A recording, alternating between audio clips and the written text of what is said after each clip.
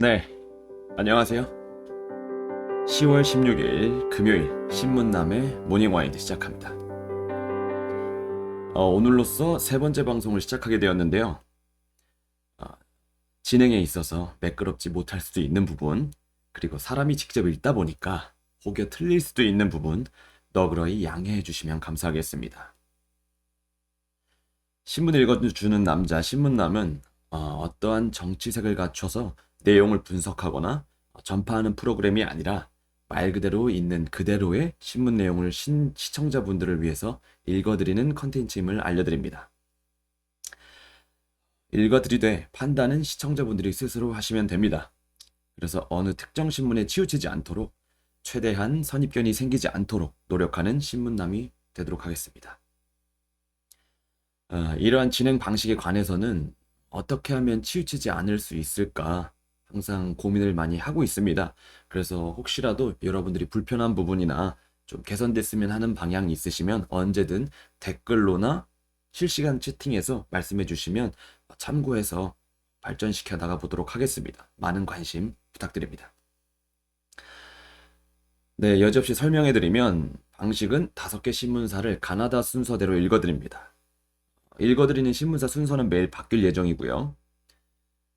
지난 수요일에는 가나다 역순이었습니다. 그래서 오늘은 이제 가나다 순서의 중간 부분인 조선일보부터 진행하도록 하겠습니다. 자, 그러면 이제 컨텐츠 시작해 볼 텐데요. 먼저 오늘의 날씨 한번 확인하고 본격적으로 시작해 보도록 하겠습니다. 오늘의 날씨. 아침엔 쌀쌀, 밤엔 비, 출근길 추위 여전.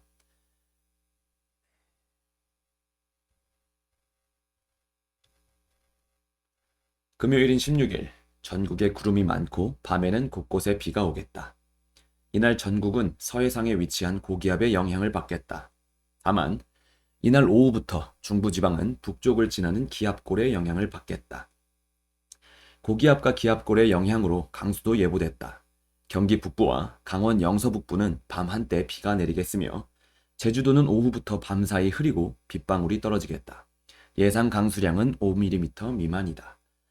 이날은 아침 기온도 쌀쌀하겠다. 대부분의 내륙에서 출근길 아침 기온이 10도 이하로 떨어지겠고 경기 동부, 강원 내륙과 산지, 남부 산지는 5도 이하로 떨어지는 곳도 있겠다.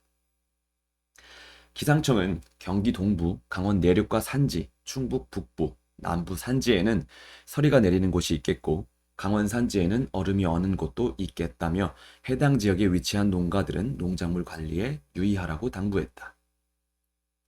전국의 아침 최저 기온은 5에서 14도, 낮 최고 기온은 16에서 21도가 되겠다.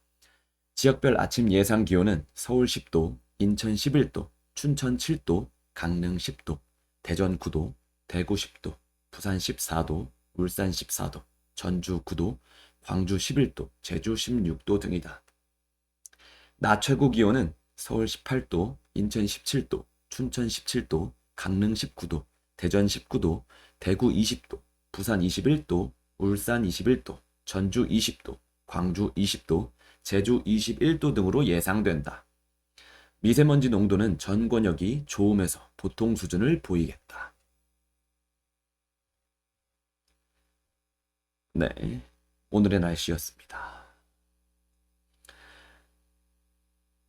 자, 그러면은 5대 일간지 일면 기사 읽어드리는 컨텐츠 신문 읽어주는 남자 신문남 컨텐츠 시작해 보도록 하겠습니다.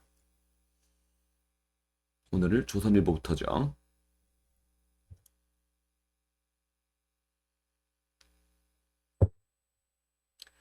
네, 먼저 제목부터 읽어보도록 하겠습니다.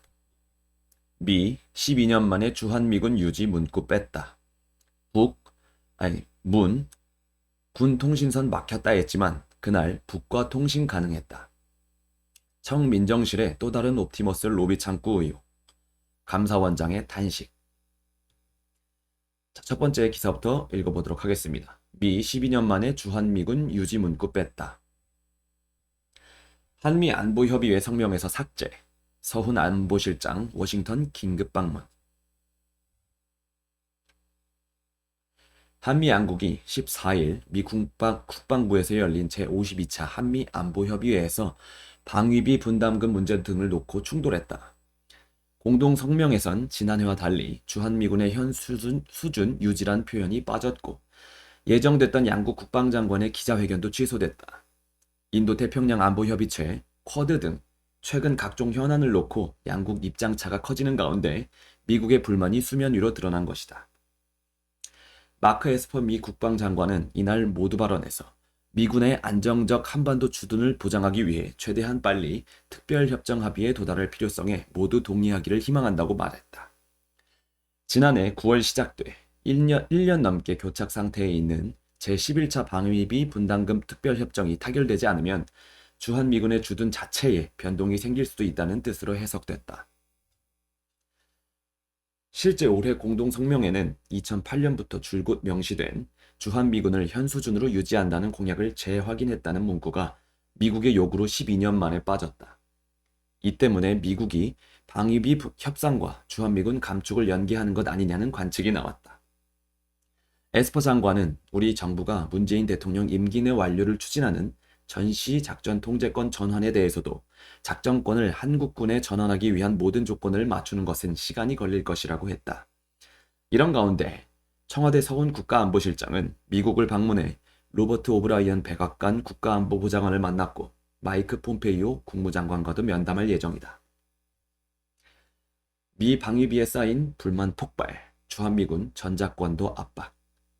14일 열린 제52차 한미 안보협의회는 형식과 내용 양면에서 모두 논란을 불렀다. 방위비 분담금 인상 압박과 함께 주한미군 감축을 시사하는 미국의 입장도 감지됐다. 여기에 한미 국방장관 기자회견은 미국의 내부 사정으로 돌연 취소됐다. 전시 작전 통제권 전환부터 쿼드 같은 반중 캠페인까지 각종 현안에 대한 양국의 시각차가 표면화하면서 미국의 불만이 분출했다는 분석이 나온다. 방위비 분담 미 국방장관, 방위비 부담 미 납세자에게 불공평, 빠른 합의 필요. 이날 최대 현안은 방위비 분담금 문제였다. 마크 에스퍼 미 국방장관은 모두 발언에서부터 방위비 부담이 미국 납세자에게 불공평하게 떨어져서는 안 되고 한반도의 미군의 안정적 주둔을 보장하기 위해 가능한 한 빠른 합의가 필요하다고 했다. 지난해 9월 개시된 한미 방위비 분담금 특별협정은 한국의 분담금 50% 인상을 요구하는 미국과 14%를 마지노선으로 설정한 우리 정부의 주장이 평행선을 달리면서 1년째 타결을 보지 못하고 있다. 서욱 장관은 모두 발언에서 방위비를 언급하지 않았다. 에스퍼 장관이 이날 미군의 안정적 주둔을 거론한 것은 향후 한미관계에서 주한미군이 상수가 아닌 변수로 다뤄질 수 있음을 시사한 것으로 보인다.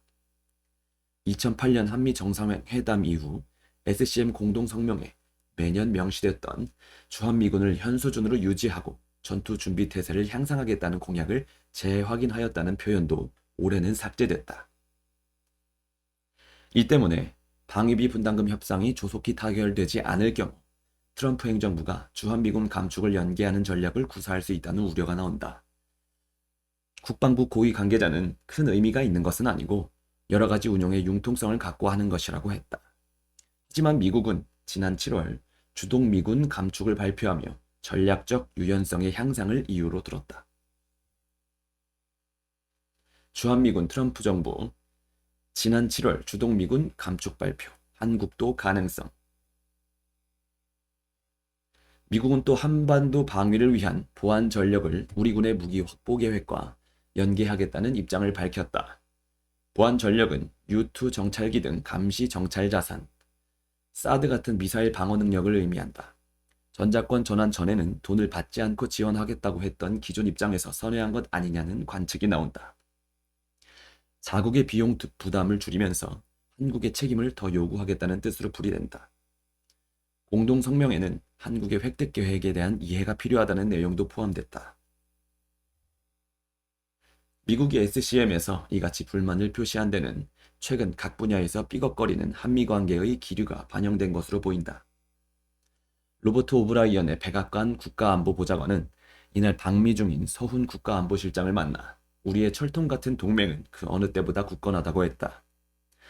하지만 이런 수사에도 한미는 공동 안보 체제를 가동하지 못하는 것은 물론 기본적인 훈련까지 못하고 있다. 대중관계, 미 국무차관, 중, 약한 가젤만 노려 1대1로 참여된 황폐화. 여기에 우리 정부는 미국이 중국 견제를 위해 추진 중인 다자안보협의체 쿼드에 부정적인 입장을 보여왔다. 또 화웨이 등 중국 IT 기업을 배제하는 클린 네트워크에 대해서도 좋은 아이디어가 아니다, 검토해봐야 한다고 했다. 에번스 리비어 전 미 국무부 부차관보는 VOA 방송에 워싱턴에선 서울이 점점 중국 쪽으로 기울고 있다는 의혹이 존재한다고 했다. 이런 미국의 압박을 두고 트럼프 행정부의 특수성을 얘기하는 목소리도 있다. 한미동맹의 역사와 의미에 대한 이해도가 떨어지고 부동산 개발업자 출신으로 경제적 이익을 최우선시하는 도널드 트럼프 대통령 개인의 성향이 동맹의 정신을 훼손하고 있다는 것이다. 하지만 워싱턴의 외교 소식통은 반중 캠페인의 경우 공화당, 민주당 할 것 없이 초당적인 기류가 형성돼 있기 때문에 트럼프 재선 여부와 상관없이 압박이 거세질 것이라고 했다. 반중국 경제블록 경제번영 네트워크 실무를 총괄하고 있는 키스 클라크 미 국무부 차관은 이날 언론 인터뷰에서 중국 공산당은 언제나 무리해서 약한 가제를 노리지만 세계가 단결하면 보복할 수 없다며 중국의 1대1로에 참여한 개발도상 국가들을 황폐화시킬 팬데믹이 다가오고 있다고 했다. 이어 미국은 조약에 의해 맺어진 유일한 한국의 동맹국이라며 한국은 자국의 국가 안보를 위해 클린 네트워크에 반드시 동참해야 한다고 했다.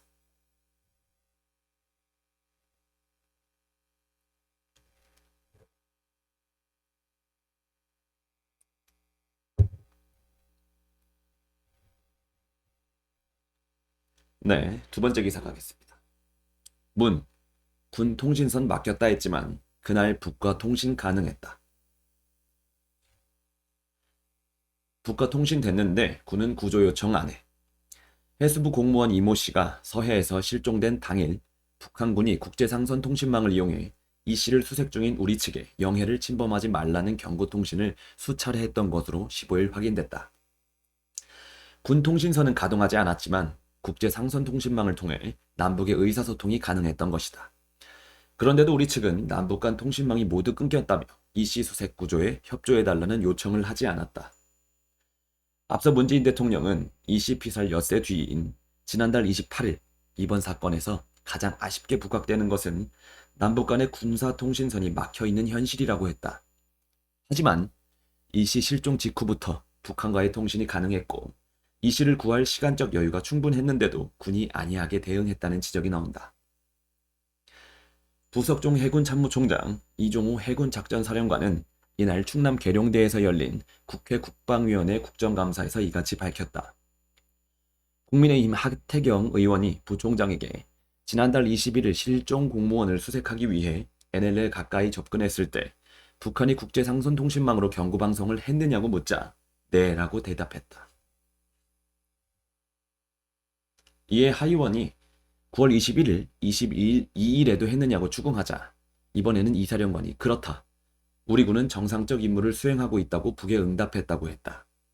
이 사령관은 이어 북측이 국제상선 통신망으로 일방적인 통신을 했고 이에 대응한 것이라고 했다. 인근 해역의 불특정 다수에게 공표하는 방식의 통신으로 우리 군에 경고했다는 의미다. 하 의원은 통신을 접하고 우리 군이 북측에 실종자 관련 언급은 했느냐고 질문했다. 부총장은 그거는 없었다며 말을 흐렸다. 우리 군이 공무원 A씨의 구조 인계 요청 없이 정상적인 임무를 수행하고 있다고 평소처럼 답신했다는 얘기다.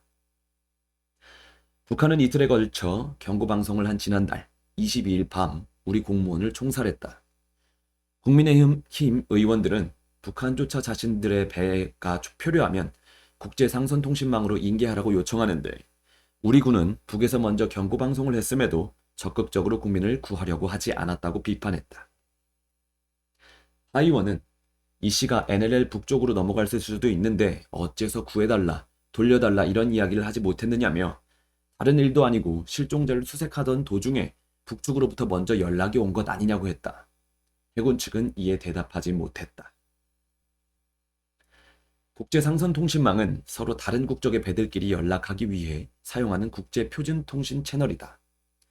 이날 해군은 당시 북측의 경고방송과 그에 대한 대응은 쌍방이 주고받은 교신이 아닌 일방적 통신이라고 강조했다. 또 북한이 평상시에도 NLL 일대에서 수시로 이런 경고방송을 한다는 취지로 말했다. 그러면서도 군 관계자는 북한이 매일 수시로 경고방송을 하는 것은 아니다라고 말했다. 야당에선 군이 수색 구조 요청을 게을리한 책임을 피하기 위해 북의 경고통신이 별일 아니라는 식으로 물타기하려고 한다고 했다.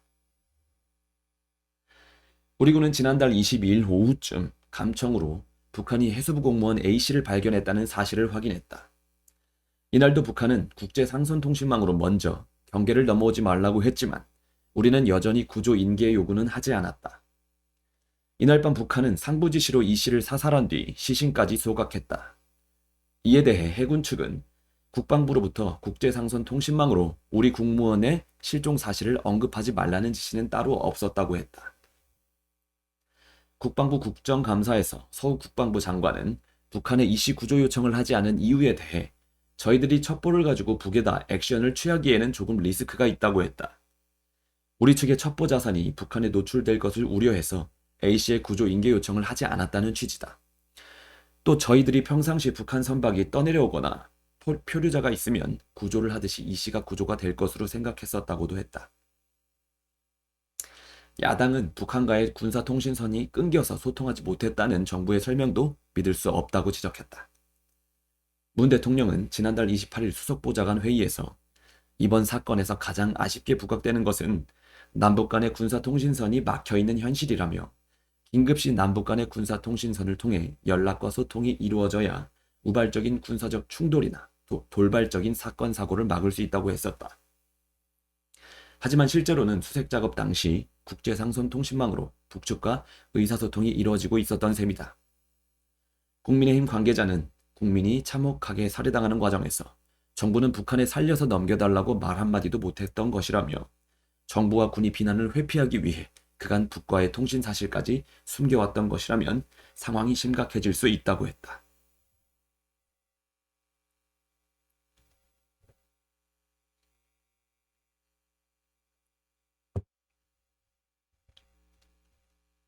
네, 세 번째 기사 가겠습니다. 청민정실의 또 다른 옵티머스 로비 창구 의혹. 검찰 수사관 출신 직원도 연루 정황.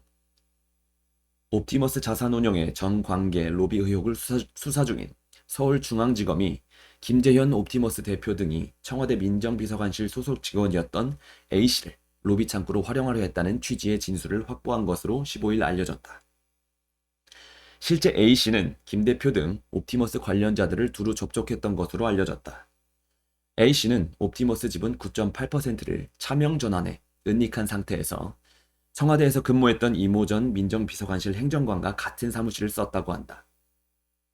수사팀은 이전 행정관과 마찬가지로 옵티머스 연루 정황이 포착된 A씨에 대한 수사를 전면화하지 않았다.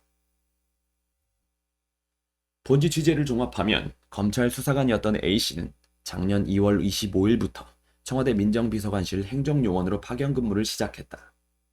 청와대 민정비서관실에서 근무하다 작년 말 청와대의 울산시장 선거 개입 사건 수사 과정에서 극단적 선택을 했던 백모 수사관의 후임이었다.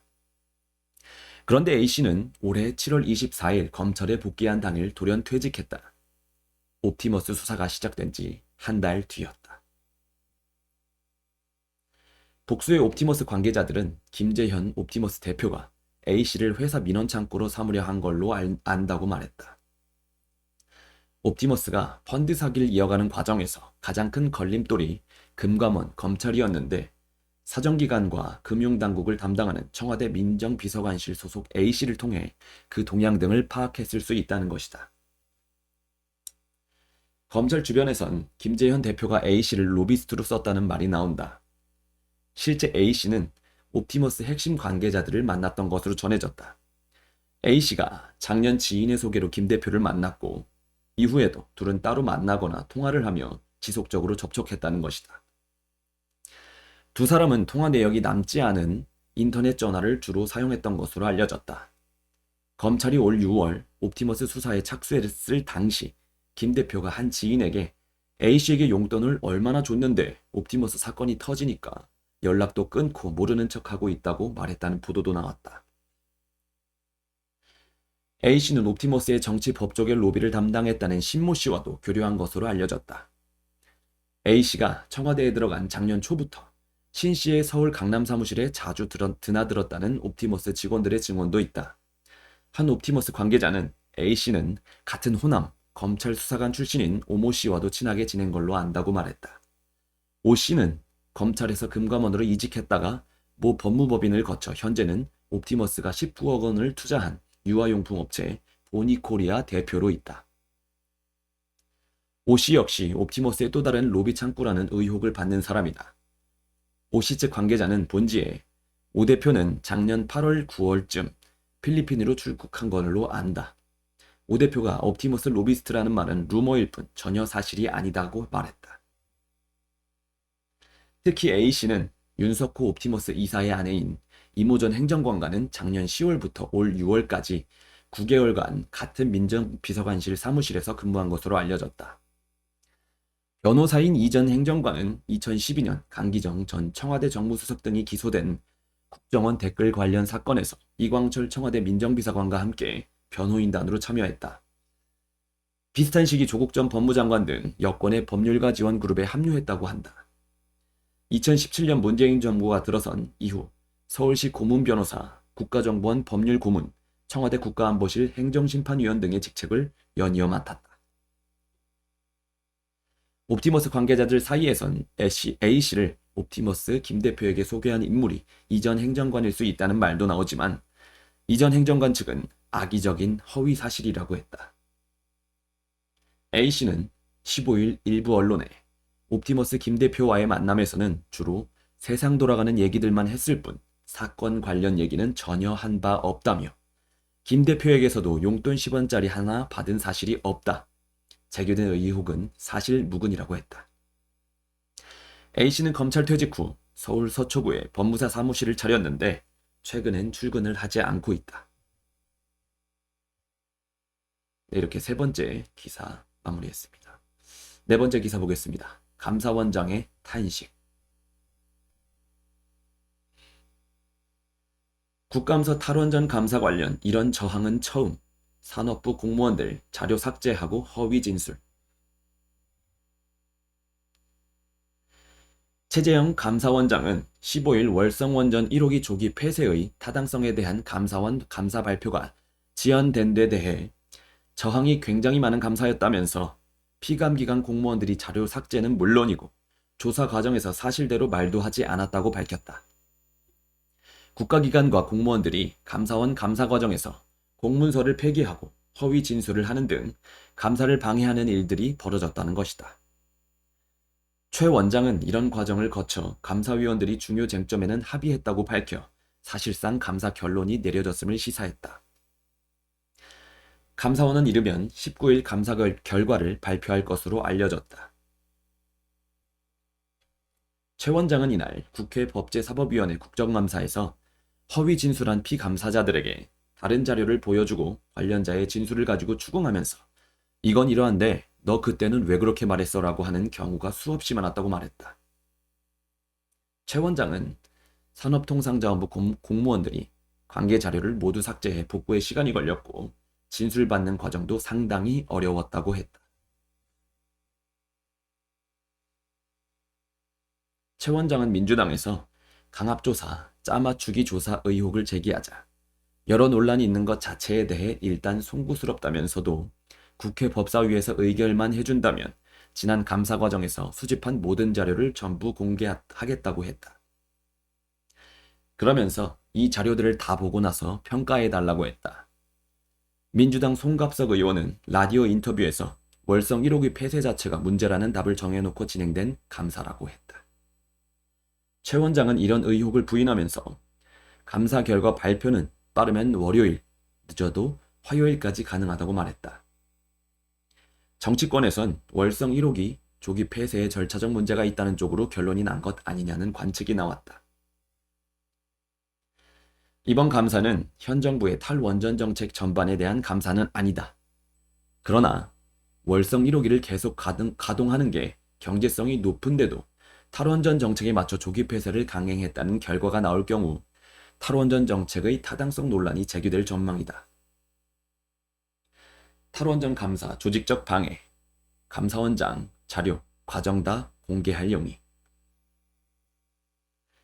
최재형 감사원장이 15일 국정감사에서 월성원전 1호기 감사 피감사자들의 허위 진술과 그 증거 인멸을 폭로하자 정치권에선 정권 차원의 집단적 감사 회피, 방해 움직임이 있었던 것 아니냐는 말이 나왔다.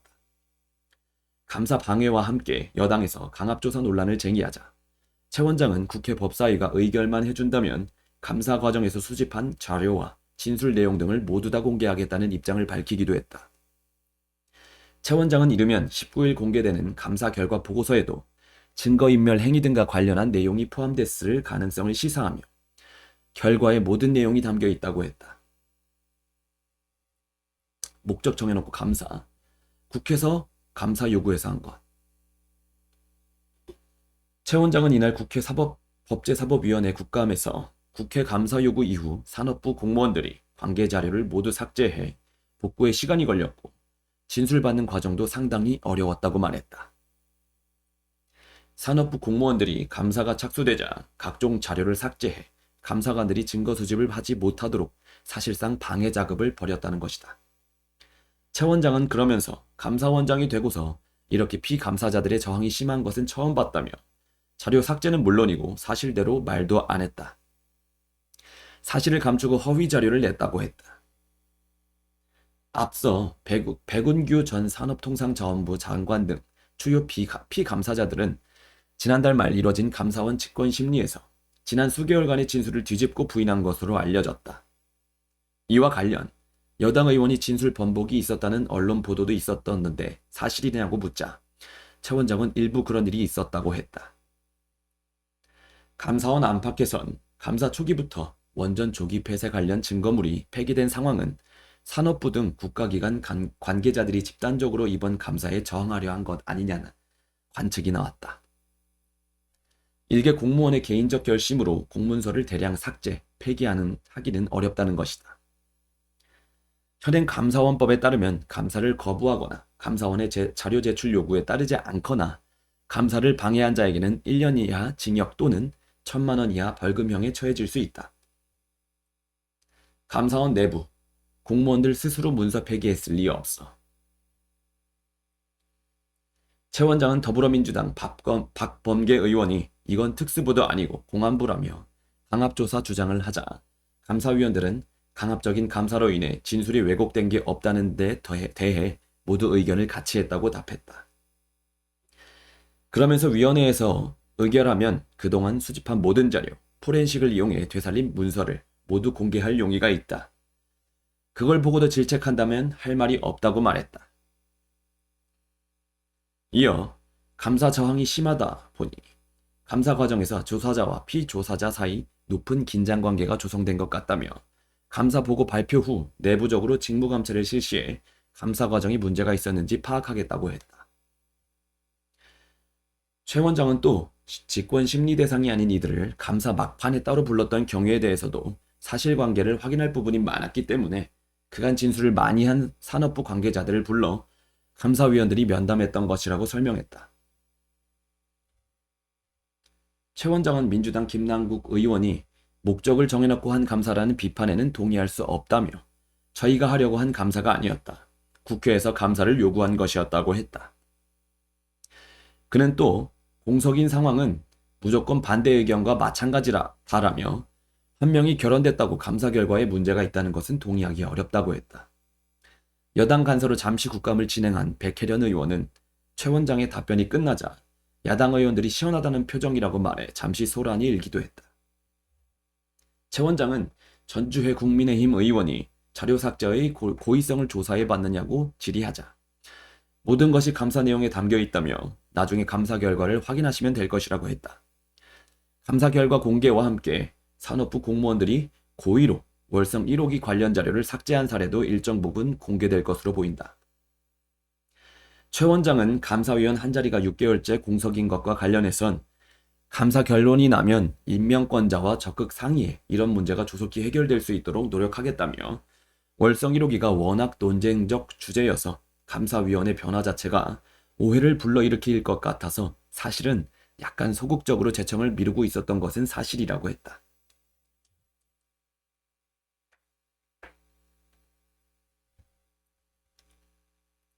네. 조선일보 일면 기사였습니다. 이제 중앙일보 한번 보도록 하겠습니다.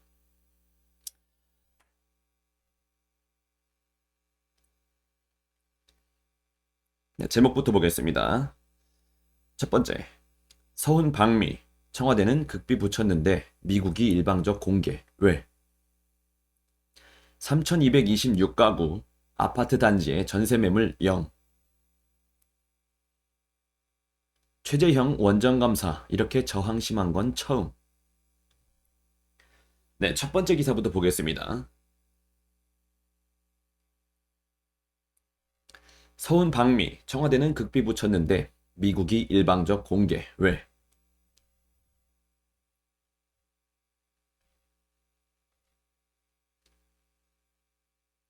종전선언, 전작권 놓고 한미 이견. 서, 오브라이언 이어 폼페이오 면담. 트럼프 임기 내 돌파구 마련 나선 듯. 북한의 메시지 전달 여부도 관심. 청와대 서훈 방미 극비 붙였는데 미 폼페이오 일정에 슬쩍 끼워 공개. 청와대 부랴부랴 미 정부서 초청. 서훈 청와대 국가안보실장이 미국을 방문했다. 종전선언, 전시작전 통제권 전환, 방위비 분담금 협상 등 양국 간 현안이 산적한 가운데 고위급 협의를 하기 위해서다. 청와대 강민석 대변인은 15일 서 실장이 미국 정부 초청으로 13일에서 16일 일정으로 워싱턴을 방문했다고 밝혔다. 서 실장은 14일에는 카운터파트인 로버트 오브라이언 백악관 국가안보보좌관을 면담했고 15일에는 마이크 폼페이오 미 국무장관을 만났다. 강 대변인은 서 실장 취임 뒤 처음 이뤄진 이번 방미는 비핵화를 비롯한 북한 관련 문제 협의 및 동맹 주요 현안 조율 등 양국 국가안보회의 간 전략적 소통을 강화하고 굳건한 한미동맹에 대한 미국 조야의 지지를 재확인하는 계기가 될 것으로 기대한다고 설명했다. 청와대가 북한 관련 문제 협의라고 한 것을 두고 도널드 트럼프 정부 임기 내에 북미 간 빅이벤트 성사를 위한 모종의 메시지 전달이 이루어지는 것 아니냐는 기대 섞인 관측도 나온다.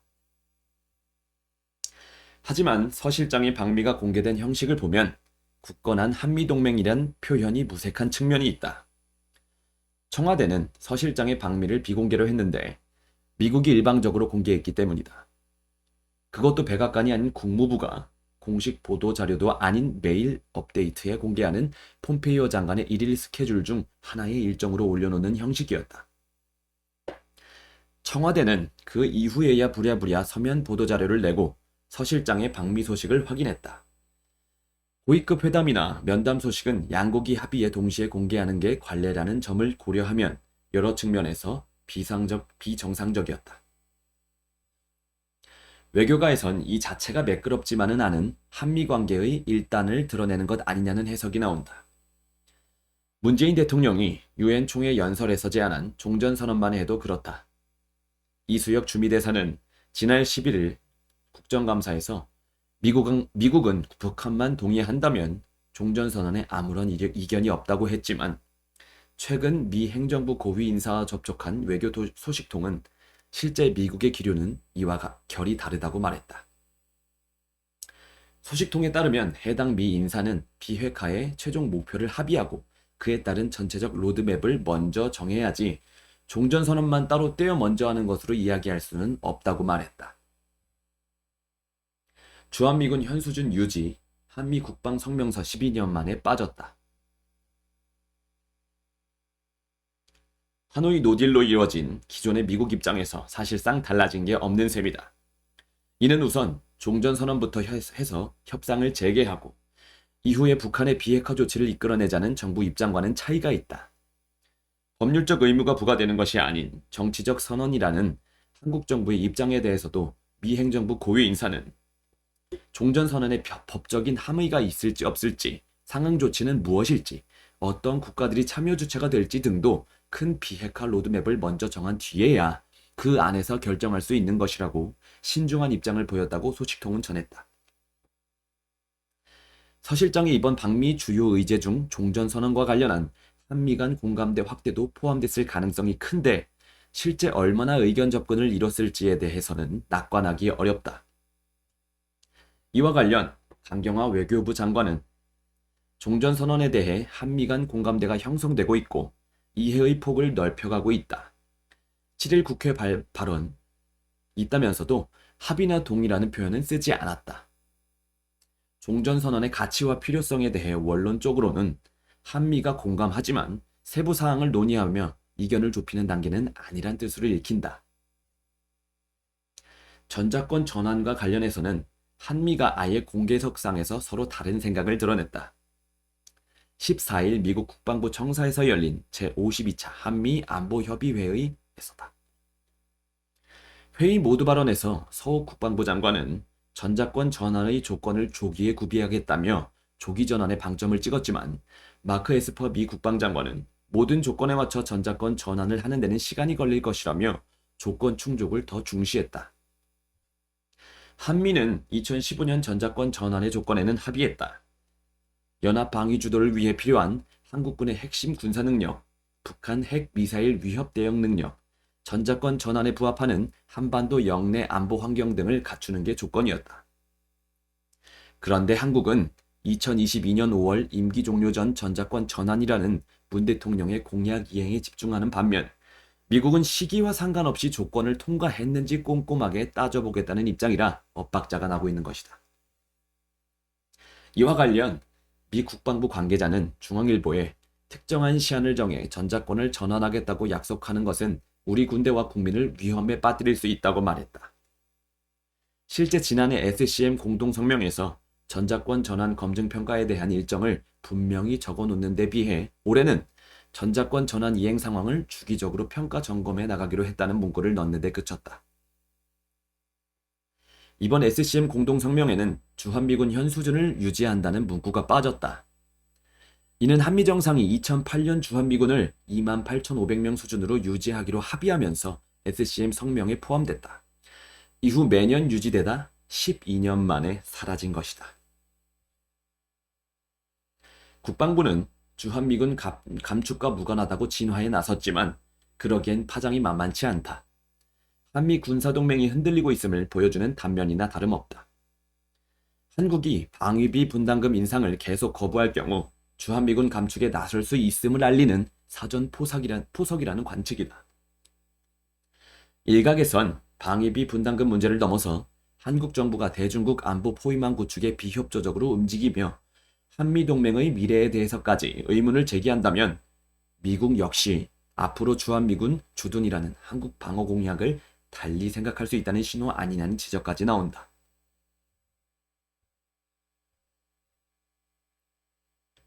네, 두 번째 기사입니다. 3,226가구 아파트 단지의 전세 매물 0.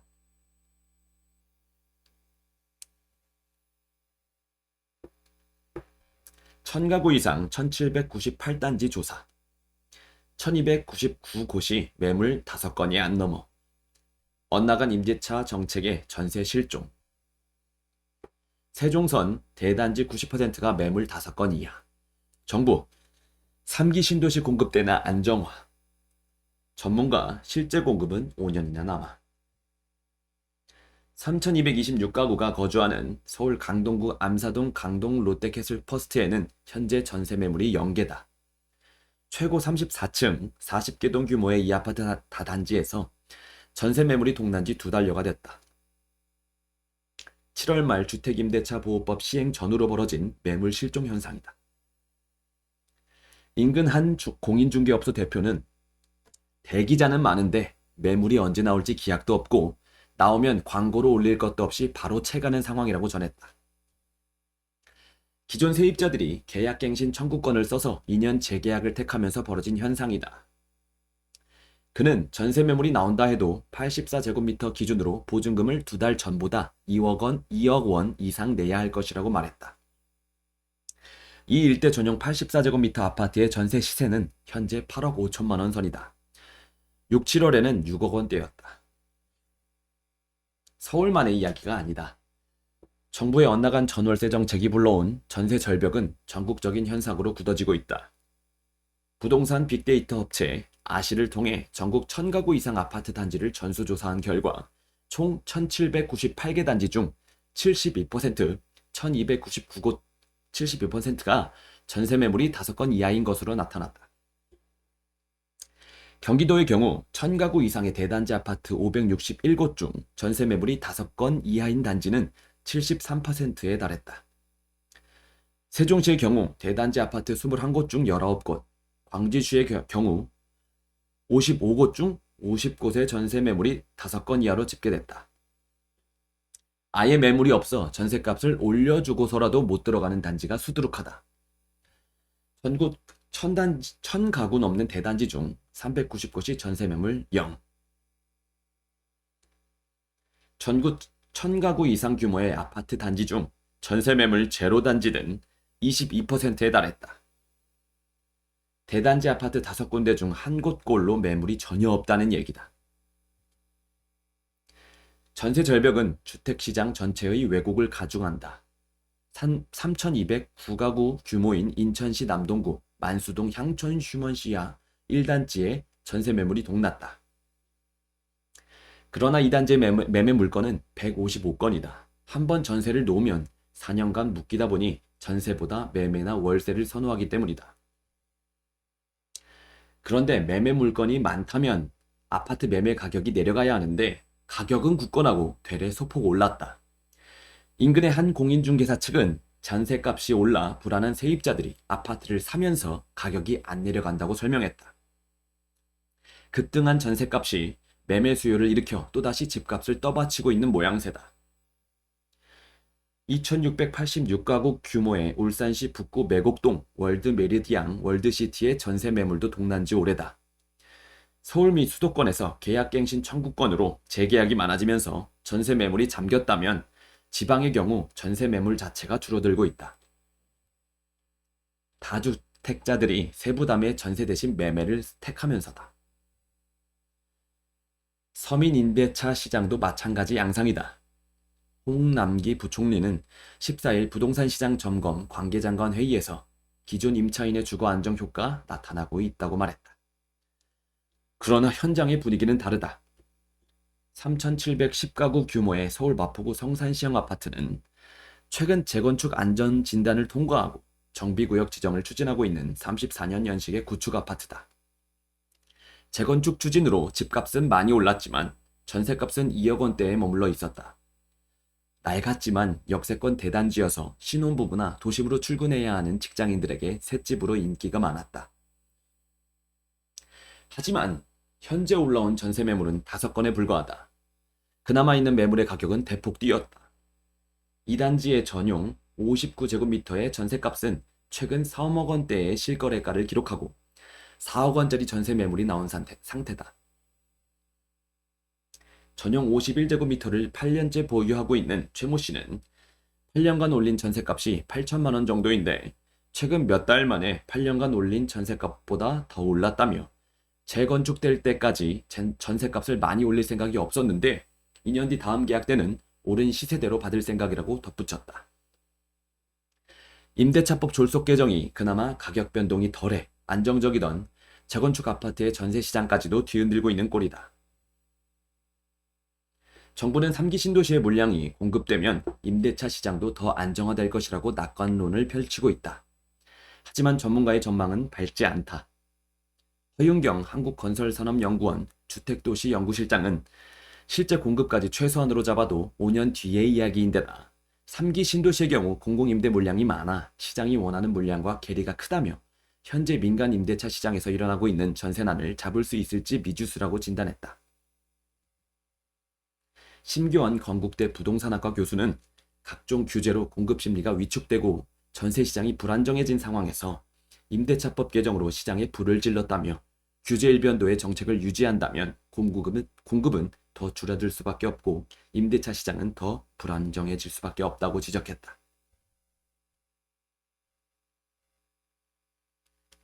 네, 세 번째 기사는 사진 기사고요. 최재형 원장 감사, 이렇게 저항심한 건 처음.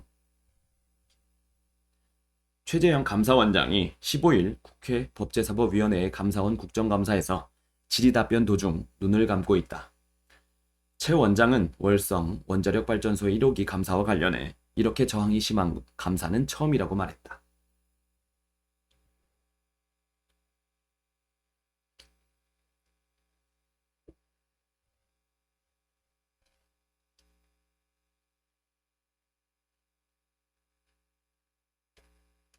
네, 세 번째죠. 한겨레 신문 가도록 하겠습니다. 네, 기사 제목부터 한번 보도록 하겠습니다. 허리 펼 틈 없는 10시간 상하차. 하룻밤새 골병드는 극한 노동. 내국인 인구 올해 정점으로 내리막. 외국인, 귀화자 등은 20년 뒤 6.9%. 미 대선 혼란기, 한반도 정세관리 나선 서훈. 첫 번째 기사부터 보겠습니다. 허리 펼 틈 없는 10시간 상하차. 하룻밤새 골병드는 극한 노동. 택배 물류센터 1일 체험 루포. 저녁 8시부터 새벽 6시 반까지. 레일 위로 쏟아지는 택배 상자. 화물칸 안에 2초에 한 개씩 올려. 작업 1시간 만에 온몸에 통증이. 30분 되니 땀 범벅. 1시간 후 팔 통증. 3시간 지나자 몸 말 안 듣고 악소리. 한 번도 앉지 못하고 쉴 새 없이 작업. 3인 1조로 나른 택배 상자 7,000개 넘어. 알바 100여 명 장갑 주고 바로 일 시작. 레일에 손 끼었지만 조심해 주의만. 일당 11만원. 병원비가 더 나와 악명. 크고 작은 택배 상자가 레일 위로 쏟아졌다. 상자 다 붙여. 틈없이 놔야 돼. 무거운 건 아래로, 가벼운 건 위로. 양팔로 상자를 낚아채 20톤 트럭 화물칸 구석에 재빠르게 올렸지만 물류센터 직원의 호된 질책이 날아왔다. 직원은 능숙한 솜씨로 2초마다 한 개씩 상자를 화물칸 안으로 밀어넣었다. 지시와 질책이 뒤섞인 말을 따라 레일 위 상자를 옮겼다. 상자의 움직임에 맞춰 팔과 허리를 굽혔다 펴기를 반복했다. 10여 개의 상자를 급히 치우고 나면 레일 위로 또 10여 개가 몰려들었다. 치우면 쌓이고 치우면 쌓이는 지난한 중노동은 쉴 틈이 없었다. 저녁 8시 물류 상하차 작업을 시작한 지 6시간 만인 새벽 2시가 돼서야 처음으로 엉덩이를 붙이고 앉을 수 있었다. 이제야 살겠다. 우즈베키스탄에서 온 청년 기혁 씨가 곁에서 탄식을 내뱉었다. 한겨레는 13일 저녁 8시부터 이튿날인 14일 새벽 6시 30분까지 경기도 부천의 한 택배업체 물류센터에서 상하차 아르바이트를 하며 물류센터 노동 환경을 돌아봤다. 올해만 8명의 택배기사가 근무 중 숨지며 죽음을 부르는 택배 노동에 대한 비판 여론이 높은 가운데 택배 노동의 한 축인 물류센터 업무 역시 죽음의 알바로 불릴 정도로 많은 산재 사고를 낳고 있다. 택배 노동자들이 가장 힘든 일로 꼽는 지점에서의 택배 분류 작업과 일의 성격이 비슷한 만큼 물류센터 알바를 하며 택배 노동자의 경무를 짐작할 수 있었다. 근로계약, 안전교육도 없이 투입, 밤샘 노동에 휴식 30분뿐. 이날 물류센터에는 서울 경기 각지에서 100여 명의 알바생이 셔틀버스를 타고 모였다. 대부분 20대에서 30대였고 외국인도 덜어 있었다. 직원 10여 명이 알바생들을 상차, 하차, 분류작업별로 나눠 배치했다.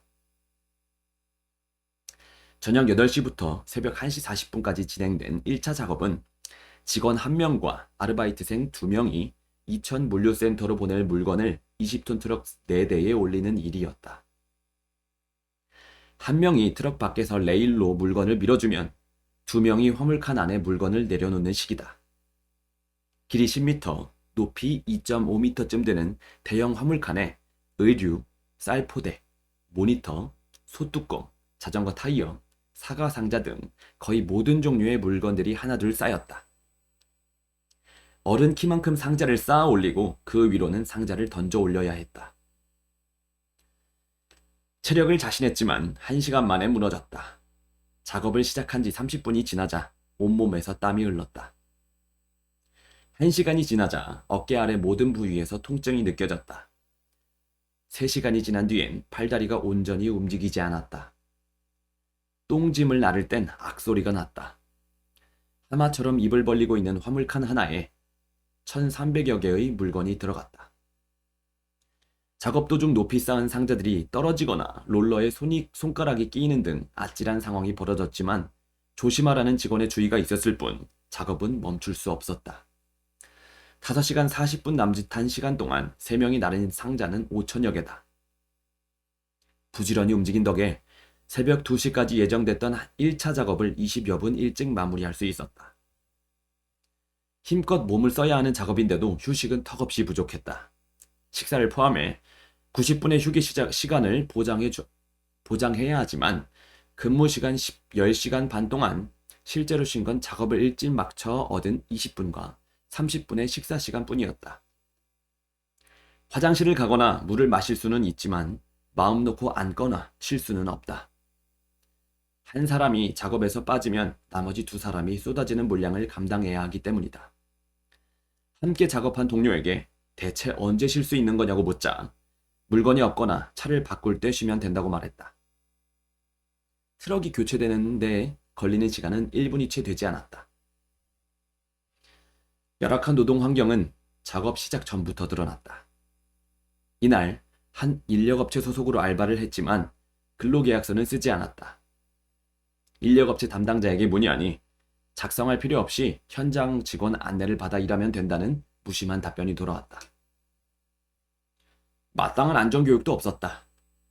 화물이 떨어져 다치거나 트럭에 치이거나 레일에 손가락에 끼일 위험이 상존하지만 안전과 관련한 교육은 없었다. 2018년 한 해에만 물류센터에서 상하차 작업을 하던 노동자 3명이 감전, 트럭 추돌 등으로 숨졌다. 담당 직원에게 들은 설명은 일당은 11만 1천 원, 중도 포기 시 임금 없음이란 안내가 전부였다. 2018년 10월 정의당 청년노동본부가 발표한 상하차 물류센터 실태조사 결과를 보면 응답자 가운데 사전 안내 교육을 받은 경우는 6%에 그쳤다. 물류센터 레일 위에서 도시락을 먹자마자 새벽 2시 30분 곧바로 2차 작업이 시작됐다. 경기도 파주에 있는 지점으로 보낼 물건을 트럭에 싣는 일이었다. 지역별 지점으로 물건을 보낸 뒤 하차가 완료되면 택배 기사들은 까대기를 진행한다.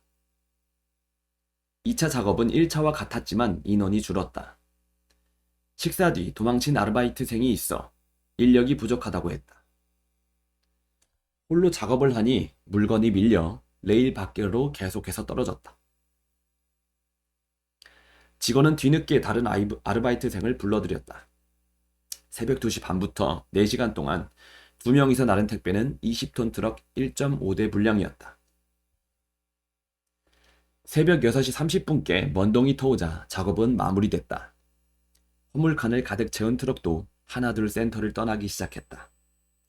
탈진한 얼굴의 알바생들은 터덜터덜 급여를 받는 곳으로 향했다. 다른 알바생들에게 내일도 일을 나오는지 물었다. 내일도 나와야죠.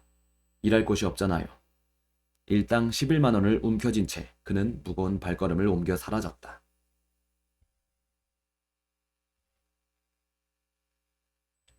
네, 2번째 기사입니다.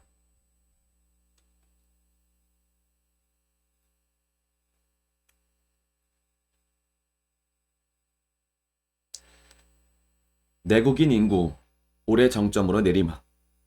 외국인, 귀화자 등은 20년 뒤 6.9%. 65살 이상 5년 뒤 1천만 명 넘어. 2040년 생산 연령 인구 대폭 감소. 총 인구의 71%에서 55%로 낮아져. 내국인 인구는 올해를 정점으로 줄어드는 반면 2040년에는 외국인과 귀화자, 이민자 2세 등 이주 배경 인구가 늘어나 2040년 전체 인구의 6.9%를 차지할 것으로 전망된다. 15일 통계청이 발표한 2019년 장래 인구 특별 추계를 반영한 내 외국인 인구 전망을 보면 올해 총인구는 5,178만 1천명으로 내국인은 5,005만 1천명, 외국인은 173만 명으로 나타났다.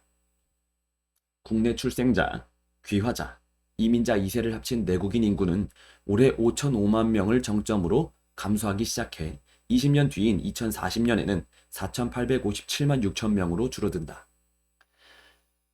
총인구 5,085만 5천 명에서 차지하는 비중도 95.5%로 올해보다 1.2%포인트 낮아진다. 외국인 인구는 올해 173만 명에서 2040년 228만 명으로 늘어나 전체 인구의 4.5%가 될 것으로 보인다. 내국인 감소는 시작됐지만 외국인 인구 증가 추세 때문에 총인구는 2028년 5,192만 7천 명까지 늘어났다가 이후 줄어든다. 외국인이었다가 한국 국적을 취득한 귀화자, 부모 중 한 명 이상 귀화자이거나 외국인인 이민자 2세를 따로 묶은 이주 배경 인구는 올해 222만 명에서 2040년 351만 6천 명으로 늘고 총인구에서 차지하는 비중도 같은 기간 4.3%에서 6.9%로 늘어날 전망이다. 통계청은 내국인 인구 감소에 따라 정부가 2000년대 중반부터 고용, 결혼 등에서 외국인 유입 정책을 편 영향이라고 설명했다.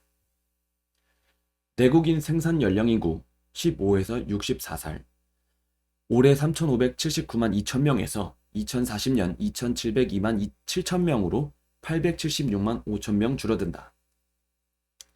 총인구에서 차지하는 비중은 71.5%에서 55.6%로 대폭 낮아진다. 베이비붐 세대가 고령 인구로 진입하는 2020년대에는 36만 명가량 감소하다가 2030년대에 들어서면 감소폭이 연 52만 명으로 커질 전망이다. 내국인 생산 연령 인구 가운데 15에서 24살 인구는 올해 564만 명에서 2040년 315만 명으로 249만 명 감소하고 비중도 15.7%에서 11.7%로 4%포인트 줄어든다. 작년 측인 50에서 64살 인구는 올해 1206만 명에서 2020년 1038만 명으로 168만 명 줄어들지만 비중은 33.7%에서 38.4%로 4.7%포인트 늘어난다. 내국인 고령 인구는 올해 803만 명에서 5년 뒤인 2025년 1천만 명을 넘고 2036년엔 1,500만 명을 초과해 2040년 1,666만 2천 명에 이를 전망이다. 향후 20년 동안 갑절넘게 늘어나는 것이다. 고령 인구 비중은 올해 16.1%에서 2025년 20.7%로 올라 초고령화 사회에 진입한다. 2040년에는 34.3%까지 빠르게 증가한다. 내국인 총 부양비는 생산 연령 인구 100명당 2020년 39.8명에서 2040년 79.7명까지 2배 이상 증가할 것으로 예상된다.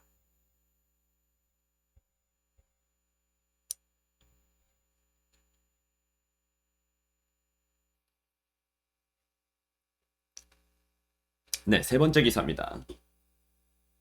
미 대선 혼란기, 한반도 정세 관리 나선 서훈.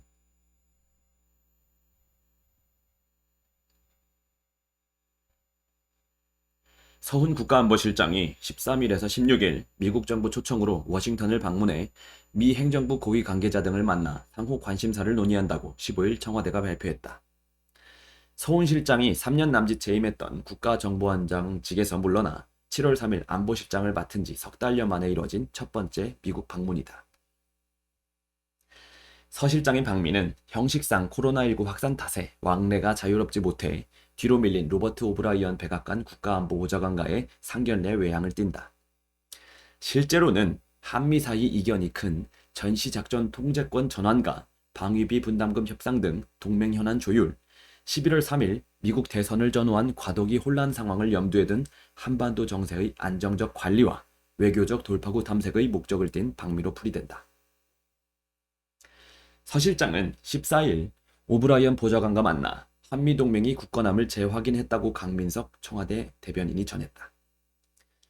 서 실장의 방미는 비핵화를 비롯한 북한 관련 문제 협의 및 동맹 주요 현안 조율 등 양국 국가안전보장회의 사이 전략적 소통을 강화하는 한편 굳건한 한미동맹에 대한 미국 조야의 지지를 재확인하는 계기가 될 것이라고 강 대변인은 밝혔다.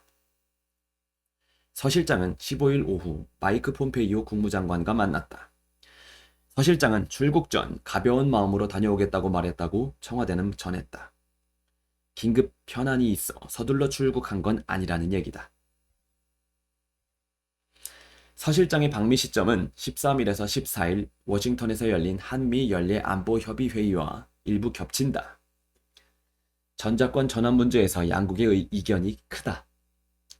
한국 쪽은 조기 전환을 바라지만 미국 쪽은 모든 조건을 충족하는 데 시간이 걸릴 것이라며 몸을 빼는 분위기다. 외교안보 라인의 전직 고위 관계자는 서 실장의 방미는 SCM 측면 지원의 성격도 있을 것이라고 짚었다. 서 실장이 오브라이언 보좌관 등을 만나 전자권 조기 전환과 관련한 문재인 대통령의 확고한 의지를 거듭 강조했으리라는 진단이다. 서 실장은 열병식 등 노동당 창건 75돌 경축 행사를 통해 드러난 김정은 북한 국무위원장의 속내, 구상과 관련한 한미 고위급 차원의 정보 공유와 분석도 진행할 전망이다. 핵심은 미 대선 전후 한반도 정세 관리와 내년 초 정세 돌파의 실마리 찾기인데 문재인 대통령이 유엔 총회 코리아 소사이어티 연설에서 거듭 제기한 종전선언 관련 협의도 벌이리라 예상된다. 문 대통령은 종전선언이야말로 한반도에서 비핵화와 함께 항구적 평화체제의 길을 여는 문이 될 것이고 전쟁을 억제하는 것뿐 아니라 적극적으로 평화를 만들고 제도화할 때 우리의 동맹은 더욱 위대해질 것이라고 미국의 협력을 호소했다. 아울러 서 실장이 방미 기간 주요 싱크탱크 인사들도 만날 예정이라고 청와대가 발표한 것으로 미뤄 미 대선 동향을 현지에서 직접 살피며 도널드 트럼프 대통령 쪽뿐만 아니라 조 바이든 민주당 후보 쪽도 접촉할 것으로 예상된다.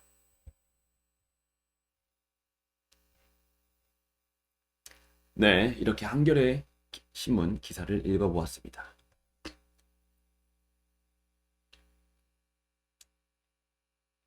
네, 이번에는 경향신문 한번 읽어보도록 하겠습니다. 먼저 기사 제목부터 볼까요? 가습기 살균제 독성 입증, 논문 국제공인. 단독. 혼자서 주택 1806채 보유. 강남 3구 집주인 20%는 다주택. 서훈 미 안보국 보좌관 폼페이오와 회동. 아쉽지만 올해는 랜선 단풍 여행.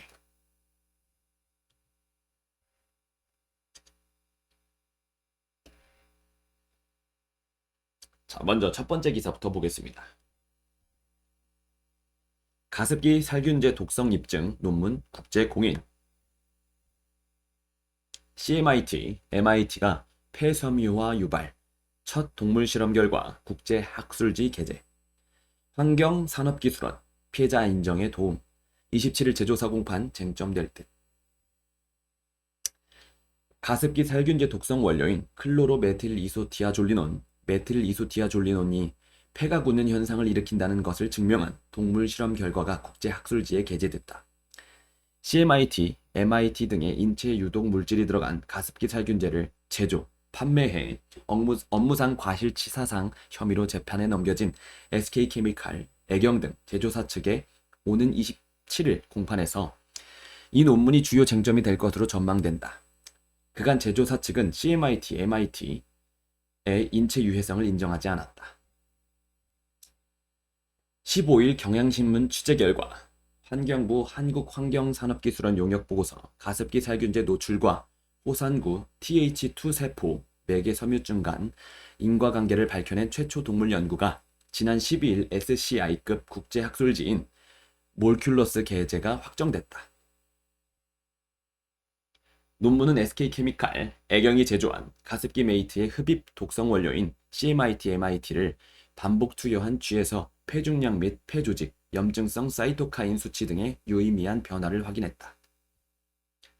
연구팀은 CMIT, MIT에 반복 노출된 결과 섬유화성 염증이 유발되고 섬유와 관련 세포학 및 조직학적 소견도 유의미하게 증가한다며 연구 결과는 섬유증을 호소하는 사람들이 피해자로 인정되는 데 도움을 줄 수 있다고 밝혔다.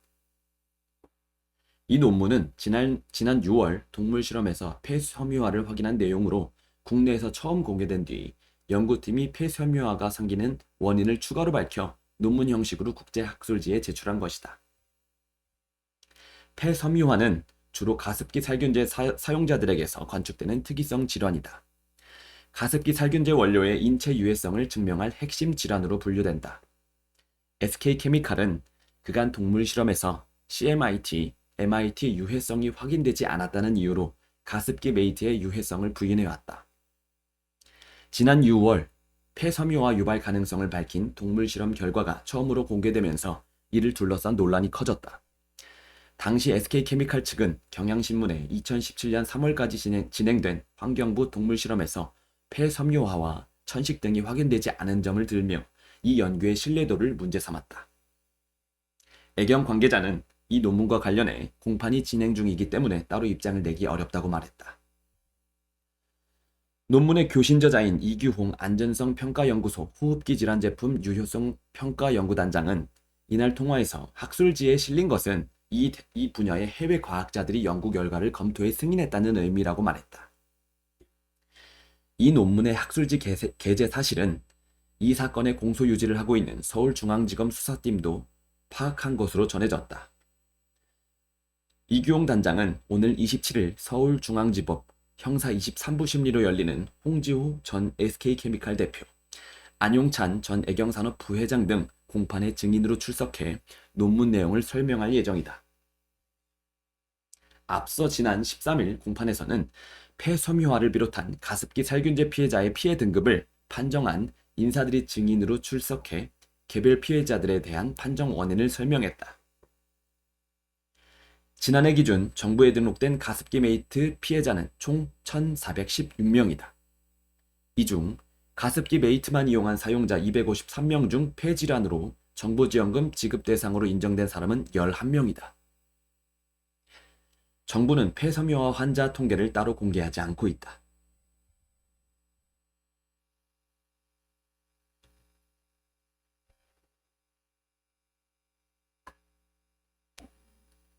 네, 단독 혼자서 주택 1,806채 보유. 강남 3구 집주인 20%는 다주택. 다주택자 상위 1%, 평균 7.3채. 강남 3구 집주인 20%, 2주택 이상. 국내 다주택자 상위 20명이 소유 중인 주택수가 1인당 평균 400채가 넘는 것으로 집계됐다. 강남 3구 집주인 10명 중 2명은 집이 2채 이상인 다주택자였다. 15일 박상혁 더불어민주당 의원이 통계청에서 받은 자료를 보면 2018년 기준 국내에서 주택이 가장 많은 집주인은 총 1,806가구를 소유 중인 A씨였다. A씨는 2016년 1,246가구를 소유하다 2017년에 200여 채, 2018년에 300여 채를 추가로 사들였다. 2018년 기준 다주택자 상위 20명의 집주인들이 가진 주택은 총 8,327가구였다. 1인당 평균 416가구 꼴이다. A씨를 포함해 주택을 500가구 이상 소유한 이는 5명이었다. 지자체별로는 서울 강남, 서초, 송파 등 강남 3구 집주인의 20.2%가 2주택 이상 다주택자로 나타났다. 다주택자, 전국 및 서울 비율을 모두 웃도는 수치다. 5주택 이상을 보유한 집주인 비중도 강남 3구는 평균 3.46%로 전국에서 가장 높았다. 상위 1%가 소유한 주택은 총 102만 6,237가구로 전체 주택의 5.8%를 차지했다. 상위 1%의 다주택자가 1인당 평균 7.3가구를 보유한 것으로 집계됐다. 상위 10%로 확대하면 총 372만 5,743가구, 1인당 2.7가구를 소유한 것으로 나타났다. 2018년 기준 주택법에서 정하는 최저 주거 기준에 미달하는 가구는 전국 111만 1,000가구였다.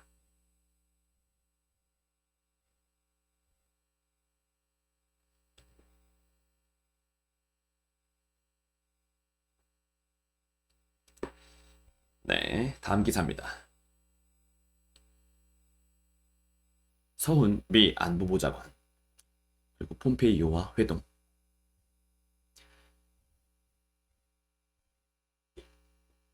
취임 후 첫 방미, 종전선언 논의, SCM은 공동회견도 없이 종료.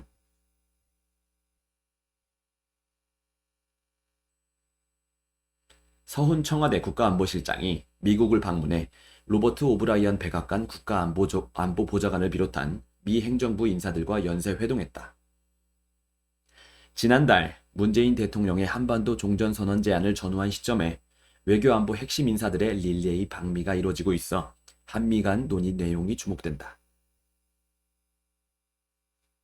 청와대는 서 실장이 지난 13일부터 16일까지 미국 정부 초청으로 워싱턴을 방문, 14일 오브라이언 보좌관을 면담했다고 15일 밝혔다. 강민석 청와대 대변인은 한반도 정세 및 한미 양자 관계 현안 등 상호 관심사를 협의했으며 한미 동맹이 굳건함을 재확인했다고 서면 브리핑을 통해 전했다. 서 실장 방미는 취임 이후 처음이다. 청와대는 서 실장의 방미를 통해 비핵화를 비롯한 북한 관련 문제 협의 및 동맹 주요 현안 조율 등 양국 국가안전보장회의 간 전략적 소통을 강화하는 한편 굳건한 한미동맹에 대한 미국의 지지를 재확인하는 계기가 될 것으로 기대한다고 밝혔다. 서 실장은 15일에는 국무부 청사에서 마이크 폼페이오 국무장관과도 면담했다. 미국 측과 한반도 종전선언, 전시작전 통제권 전환, 북한 노동당 창건 75주년 열병식 메시지 등을 논의했을 것으로 보인다. 서욱 국방부 장관과 마크 에스퍼 미 국방장관은 이날 미 국방부에서 52차 한미 안보협의회 SCM을 열고 전자권 전환 계획에 명시된 조건들이 충족돼야 한다는 내용의 공동성명을 발표했다. 올해 SCM 공동성명은 2008년 이후 명시됐던 주한미군의 현수준 유지 문구가 12년 만에 빠졌다. 두 장관은 성명에서 전자권이 미래 연합사로 전환되기 전 전자권 전환 계획에 명시된 조건들이 충족되어야 한다는 점을 재확인했다고 밝혔다. 서 장관은 SCM 모두 발언에서 전자권 전환 조건을 조기에 구비해 한국군 주도의 연합방위 체제를 빈틈없이 준비하는 데 함께 노력할 것이라고 말했다. 에스퍼 장관은 모든 조건을 완전히 충족하는 데 시간이 걸릴 것이라고 했다. 전자권 전환 조건을 두고 입장차를 보인 것이다. 에스퍼 장관은 한미 방위비 분담금 협상에 조속한 타결과 함께 한국 측의 공평한 분담도 강조했다. 서 장관은 당초 SCM 뒤 에스퍼 장관과 공동 기자회견을 할 예정이었으나 미국 측 요구로 회의 직전 취소됐다.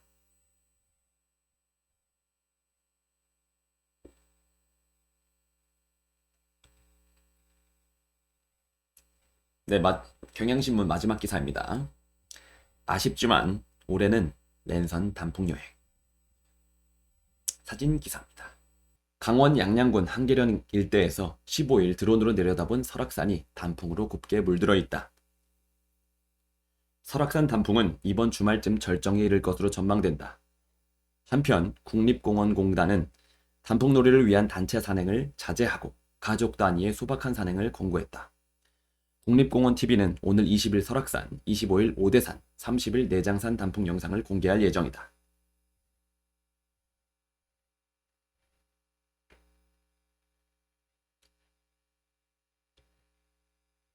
네, 마지막 동아일보 기사입니다.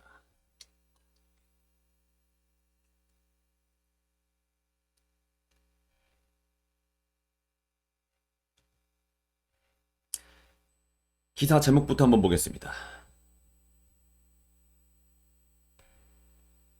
미, 한미성명에 주한미군 유지 뺐다. 전 청와대 행정관 퇴출위기 옵티머스 돈 넣어 되살려. 최재형 산업부 원전 폐쇄 자료 모두 삭제. 학대 흔적 안고 숨진 16개월 입양아기. 아픔 끊어준 어른은 어디에도 없었다.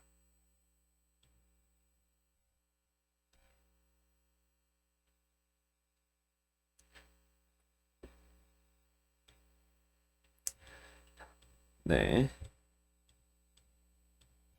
미, 한미선명에 주한미군 유지 뺐다.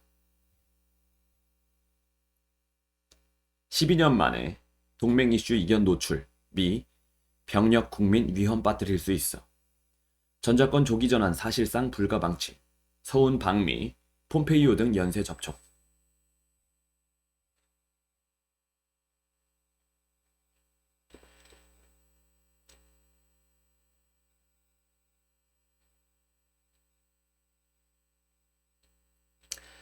(14일) 미국 워싱턴에서 열린 한미안보협의회 SCM 공동성명에서 미국의 거부로 주한미군을 현 수준으로 유지한다는 문구가 빠지는 등 한미가 전시작전 통제권, 방위비 분담, 주한미군 유지 등 핵심 동맹 이슈에서 이견을 노출했다. SCM 공동성명에서 주한미군을 현 수준에서 유지한다는 문구가 사라진 것은 2008년 이후 12년 만이다. 미국은 우리 정부의 조기 전자권 전환 추진에 대해 양국 병력과 국민을 위험에 빠뜨릴 수 있다며 문재인 대통령 임기 내 전자권 전환 추진에 대해 사실상 불가방침을 밝혔다. 일각에선 최근 이수혁 주미대사의 한미동맹 발언전으로 흔들리는 양상을 보인 한미관계가 SCM을 통해 민낯을 드러내는 것 아니냐는 평가가 나오고 있다. 서욱 국방부 장관과 마크 에스퍼 미 국방장관이 SCM 개최 후 발표한 공동성명에는 지난해 서울에서 열린 SCM 공동성명에 포함됐던 현 안보 상황을 반영해 주한미군의 현 수준을 유지하고 전투준비 태세를 향상시키겠다는 공약을 재확인했다는 대목이 사라졌다. 주한미군 현 수준 유지 문구는 2008년 한미정상이 주한미군을 28,500명 수준으로 유지하기로 합의한 뒤 그해부터 지난해 SCM까지 공동성명에 명시됐는데 올해는 빠졌다.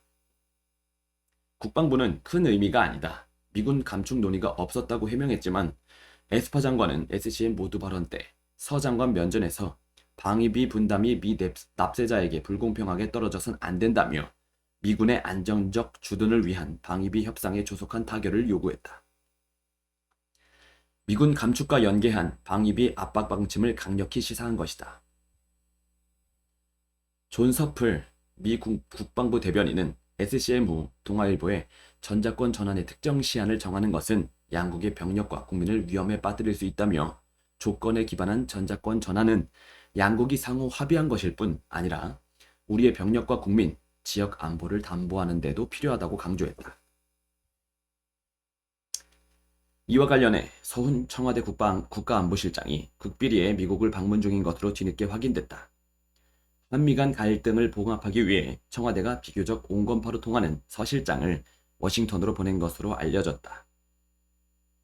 청와대 강민석 대변인은 미 정부 초청으로 서 실장이 13일부터 워싱턴을 방문해 로버트 오브라이언 백악관 국가안보보좌관을 면담하고 한미 양자관계 현안 등 상호 관심사에 대해 협의했다고 밝혔다.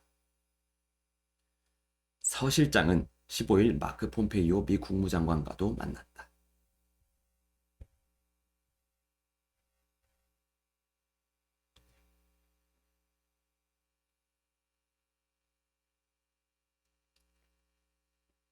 전 청와대 행정관 퇴출 위기 옵티머스 돈 넣어 되살려.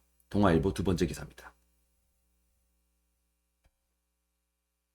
이대주주와 함께 5억 원씩 투자. 검찰 전 청와대 행정관 1회 참고인 조사뿐. 옵티머스 자산운용이 2017년 자본금 부족으로 퇴출 위기에 몰렸지만 이모 전 청와대 민정수석실 행정관 등이 자금을 투입해 기사회생했던 것으로 확인됐다. 이 과정에서 금융감독원은 옵티머스가 제출한 사기성 회생 계획안을 그대로 인정해 시간을 벌어줬다. 15일 권은희 국민의당 의원이 금감원으로부터 받은 자료에 따르면 2017년 옵티머스 자본금은 6억 원으로 관련법상 최소 필요 자본금 14억 원의 절반도 안 됐다. 금감원이 그해 7월 자본 확충을 요구하자 옵티머스는 2018년 3월까지 태양광 관련 A사와 양호 전 나라은행장으로부터 조달할 것이라는 경영정상화 계획서를 제출했다. 당시 A사는 채권자가 파산 신청을 한 데다 한국거래소 지정 위험관리 종목이어서 신규 투자가 불가능했다. 하지만 금감원이 그해 12월 계획서를 그대로 인정해 강제 조치를 취하지 않아 자본 확충 기한으로 제시한 이듬해 3월까지 3개월을 벌 수 있었다. 이전 행정관은 이때 2대 주주 이모 씨와 함께 옵티머스에 각각 5억 원을 투자함으로써 이 회사 주주 명부에 처음 이름을 올렸다. 옵티머스도 이를 바탕으로 퇴출 위기를 모면했다. 한편 서울중앙지검은 이전 행정관을 참고인 신분으로 한 차례만 불러 조사한 것으로 알려졌다.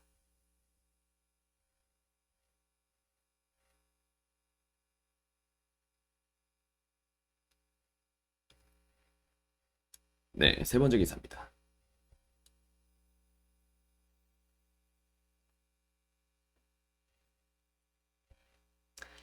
최재형 산업부 원전 폐쇄 자료 모두 삭제. 월성 1호기 조기 폐쇄 타당성 검사. 자료 복구 시간 걸리고 저항 많아.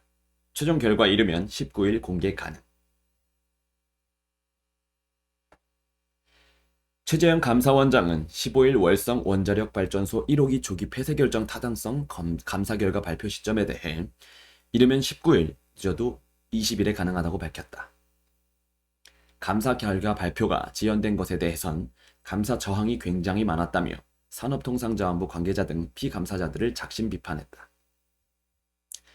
최 원장은 이날 국회 법제사법위원회 국정감사에서 7일과 8일, 10일과 13일 나흘 동안 감사위원회에서 중요한 쟁점사항에 대해 모두 합의했다며 16일경에는 최종 문안에 대한 감사위원들의 합의가 이루어질 것이라고 말했다. 이에 따라 감사원이 16일 감사위원회를 열어 감사 보고서를 의결하면 자구 수정 등을 거쳐 이르면 19일 최종 결과가 공개된다. 최 원장은 감사 결과에 대해 세세한 부분은 조정이 있었지만 큰 틀에서 4월과 현재 결론은 변함이 없다고 밝혔다.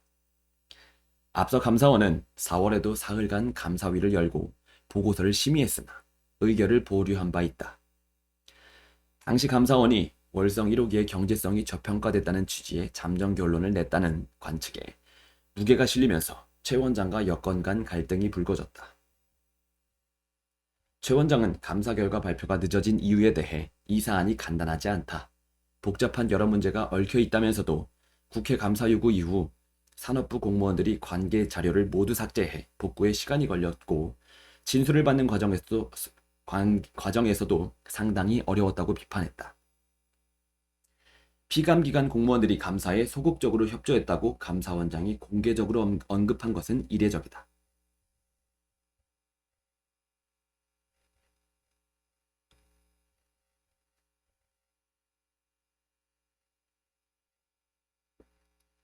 동아일보 마지막 기사입니다.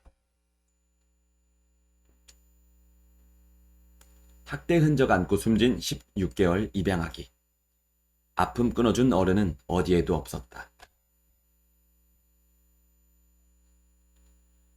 5개월 전부터 학대 의심 상처 신고. 경찰 3차례 부모 조사. 혐의 없음.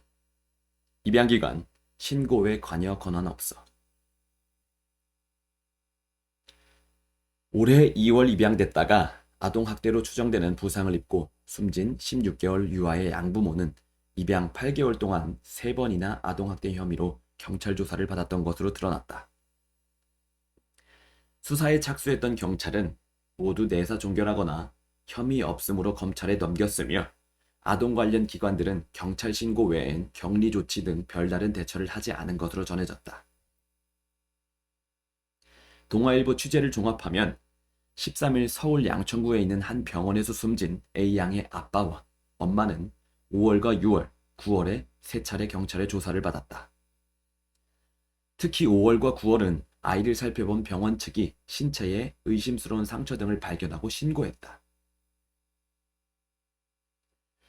하지만 5월 25일 첫 신고 뒤 다음날 경찰은 내사에 착수했으나 별다른 혐의점을 발견하지 못했다며 사건을 종결했다. 6월 29일 두 번째 신고 때는 다음 달 부모를 입건해 수사했지만 혐의 없음으로 결론 내린 뒤 8월 불기소 의견으로 검찰에 송치했다. 9월 23일 세 번째 신고 역시 내사 종결에 그쳤다.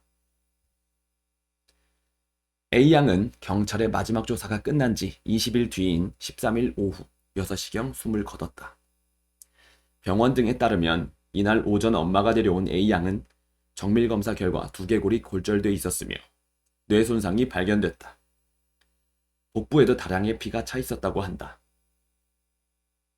A양의 입양을 진행했던 입양기관과 입양 이후 상황을 체크하는 아동보호 전문기관도 아동학대 정황을 파악하고 있었던 것으로 알려졌다. 입양기관은 5월부터 부모를 상대로 10여 차례 전화 또는 대면 상담을 진행했다. 아동보호 전문기관은 아동학대를 의심해 경찰에 신고하기도 했다. 입양기관 측은 신고 외엔 관여할 권한이 없었다고 해명했으며 담당 아동보호 전문기관은 경찰이 수사 중인 사안이라 답변하기 어렵다고 했다. 서울지방경찰청은 15일 여성청소년과장을 팀장으로 점검단을 구성해 A양 사망 이전의 신고 3건이 규정에 맞게 처리됐는지 확인하겠다고 밝혔다. 경찰은 A양 부검 결과 아동학대 사실이 확인될 경우 부모를 입건할 방침이다.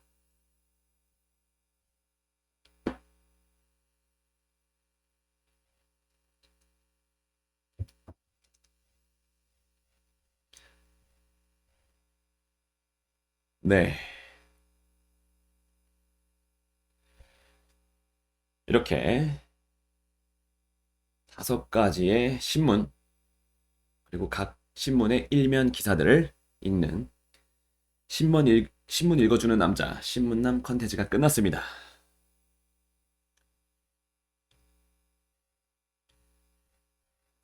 네, 다들 어떻게 들으셨는지 모르겠습니다. 일단은 점점 더 발전해 가려고 스스로 다시 한번 그 녹화된 영상을 보면서 피드백도 해보고,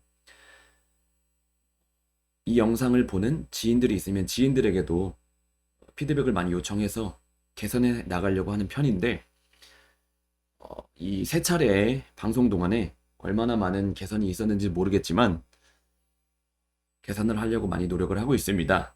혹시라도 듣기 불편하신 부분이 있다거나 좀 더 개선됐으면 하는 부분이 있다면 실시간 채팅으로 남겨주시거나 이 방송이 끝남과 함께 이 방송에 녹화된 녹화 영상이 올라가기 때문에 거기에 댓글로 남겨주시면 감사하겠습니다. 네, 이렇게 모든 컨텐츠는 끝났고요. 오늘은 기사가 좀 길다 보니까 1시간 반 정도가량의 시간이 소요가 된 것 같습니다. 오늘도 행복한 하루, 불타는 금요일, 코로나 조심하시고 한 주 잘 마무리하는 여러분들 되셨으면 좋겠습니다. 저는 이만 물러가겠습니다.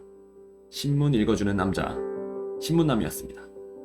구독, 좋아요, 알림 잊지 말고 꼭 해주시면 감사하겠습니다. 감사합니다.